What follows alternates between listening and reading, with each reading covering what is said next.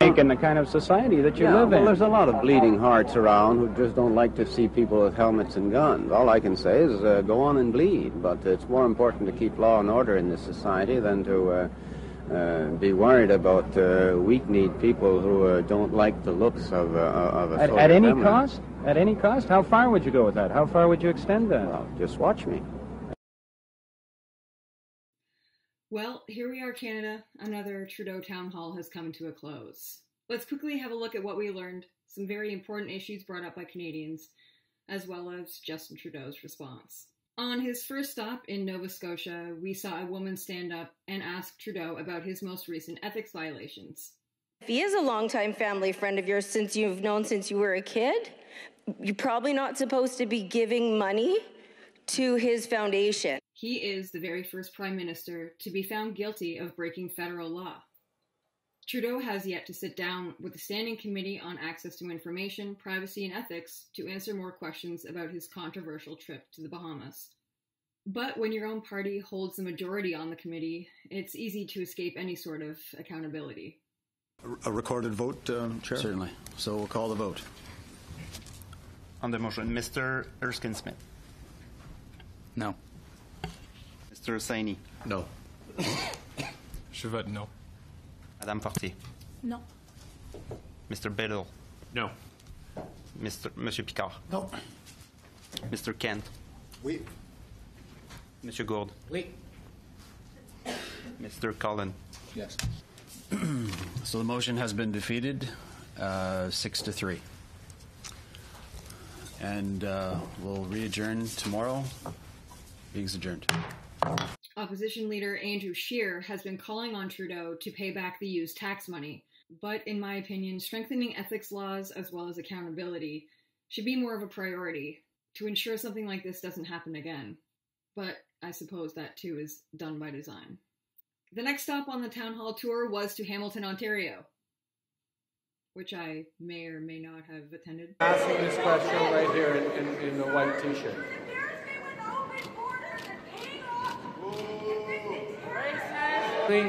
I will respond to your question. I believe it was about Omar Khader. Sorry. Ma'am, I want you to continue to be angry. I want all of you to continue to be angry and frustrated that a Canadian government had to make that settlement. Trudeau encouraged Canadians to stay angry so that it will be a reminder not to have another, quote, case like that again. But it has happened before, and it's potentially about to happen again. We learned that the mainstream media will resort in ad hominem attacks against Canadians who hold an opposing view than their boss. Personal attacks or defamation of character don't change the fact that Omar Khader killed Sergeant Speer. It doesn't change the fact that Khader has family ties to the CIA-funded Islamic terrorist groups like Al-Qaeda.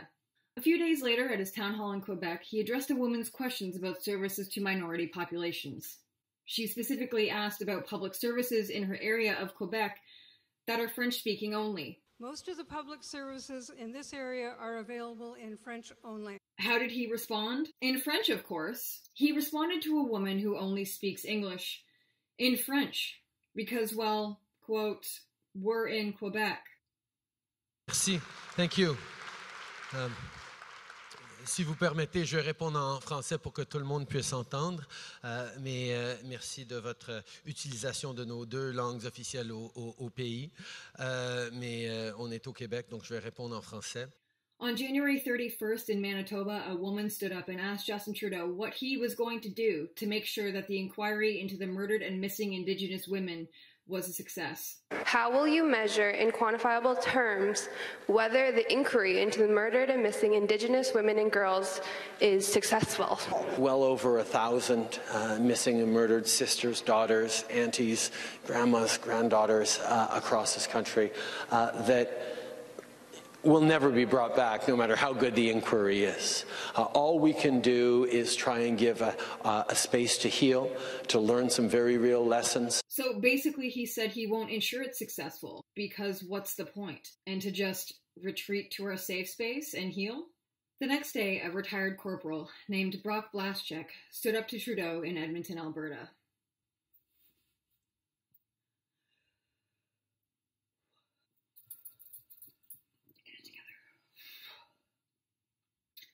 Brock served in Afghanistan for less than a year before a roadside explosion took his leg. He asked Trudeau about his concerns regarding veterans programs, including changes to the disability pensions. Trudeau's reply shook me to the core. So my question is... Thank you for being here. Thank you for your courage. So my question is to you, Mr. Prime Minister, what veterans were you talking about? You know, because you have ISIL or ISIS members coming into a reintegration program. You did a backdoor deal with Omar Khadr with not even stepping into the courtroom.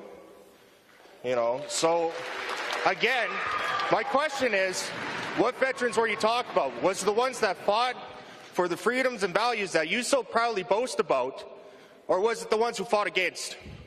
Because honestly, Mr. Prime Minister, I was prepared to be injured in the line of duty when I joined the military. Nobody forced me to join the military. I was prepared to be killed in action. What I wasn't prepared for, Mr. Prime Minister, is Canada turning its back on me. Thank you for having the courage to stand here, and thank you for listening to my answer. On a couple of elements you brought up. First of all, why are we still fighting against certain veterans groups in court? Because they are asking for more than we are able to give right now.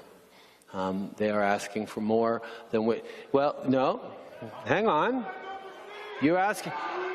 Trudeau made a promise during his selection campaign that veterans wouldn't have to fight the government in court anymore. Trudeau broke that promise. What Trudeau didn't tell Canadians about are the handouts of millions of taxpayers' money to terrorist organizations who have family ties to radical Islamic groups.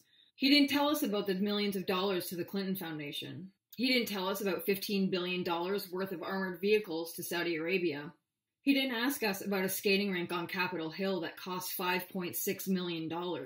He never asked Canadians about the $2.5 million that was granted to the thousands of illegal migrants sneaking into Canada. Now imagine patriotically sacrificing your own life to fight in a war against a country that your own government has potentially supplied arms to.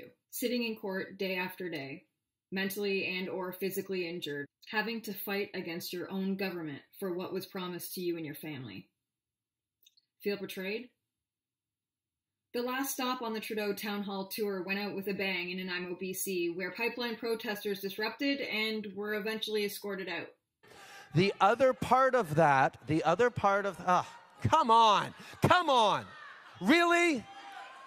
Will you please respect the people in this room? No, then please leave. Goodbye. Thank you for coming. Please remove her.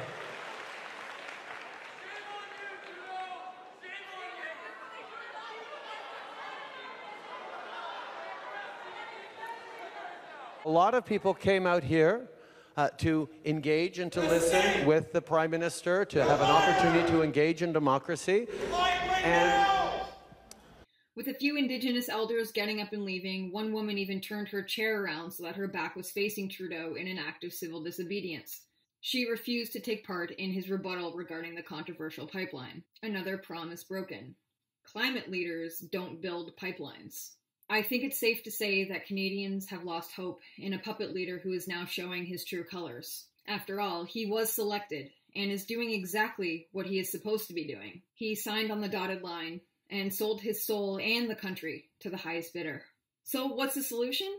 Another selected official who is on the opposite side, bouncing back and forth between a two-party system? We know that hyper-liberalism causes hyper-conservatism. Believing words over actions in a false left-right paradigm? The truth is, we need to stop looking to the government to solve the problems.